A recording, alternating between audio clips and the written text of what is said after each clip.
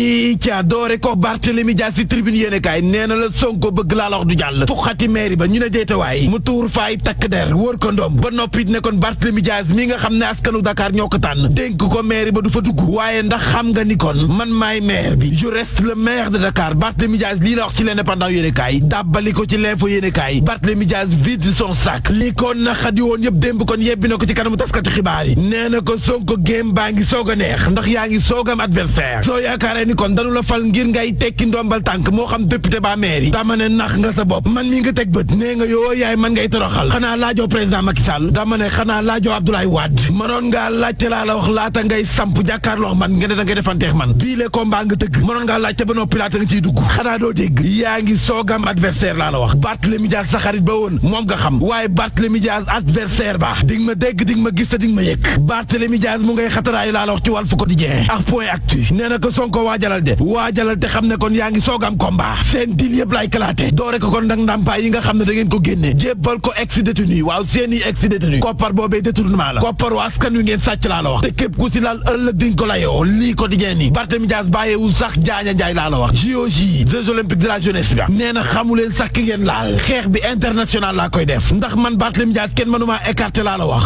en tant que maire bu Dakar ndax man maay président comité d'organisation ba xibin yéene kaay nii li nu war a organiser kay mooy yokku teg njëg yi nga xam ne nguur gi da see tëla tëj amul dara lu mu teg sunu loxo lu leer luy wane ne kon njëg yi lii moo tax mu yokk député Abdou Mbow ci yéene kaay ba nee na yow Serigne Gueye jëwriñ ba yow laay waxal soo waxee war ngaa wax soo waxul war ngaa wax kon waxal ci yokku teg njëg yi ani lan moo ko waral dama ne ci miim réew